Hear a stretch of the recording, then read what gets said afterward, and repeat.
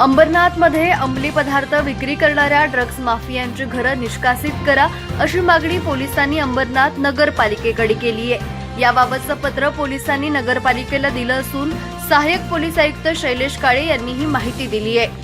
अंबरनाथ पश्चिमेच्या भगतसिंग नगर आणि सिद्धार्थ नगर परिसरात ड्रग्ज विक्री केली जात असल्याचं समोर आलं होतं। या प्रकरणी एसीपी स्क्वॉडने ड्रग्ज माफियांना बेड्या ठोकल्या आहेत। मात्र हा ड्रग्जचा व्यवसाय मुळासकट उद्ध्वस्त व्हावा यासाठी आता या ड्रग्ज माफियांच्या अनधिकृत घरांवर बुलडोझर चालवण्याची मागणी पोलिसांनी अंबरनाथ नगरपालिकेकडे केली आहे। पोलिसांनी पकडलेले ड्रग्ज माफिया हे भगतसिंग नगर आणि सिद्धार्थ नगर परिसरात अनधिकृत घरांमध्ये राहत असल्याचं समोर आलं होतं।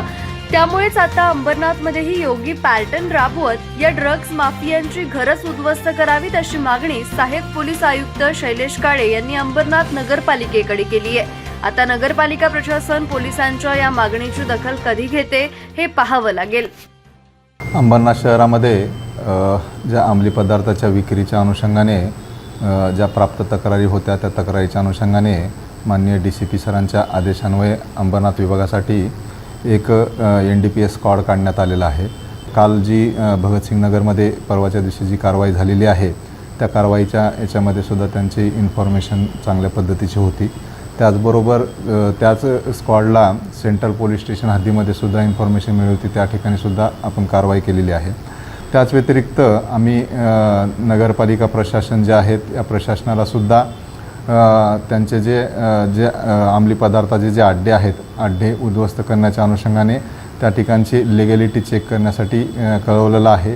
त्यांचे जे राहणारे ज्या ठिकाणी ते अंमली पदार्थ विक्री करतात ते सदरचे अड्डे जे आहेत हे अड्डे हे अतिक्रमित आहेत का या अनुषंगाने सुद्धा त्यांना शहानिशा करण्यासाठी सांगितलेलं आहे।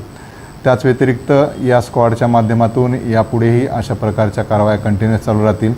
अंबरनाथ शहर हे ड्रग फ्री करण्याचा आमचा मानस आहे।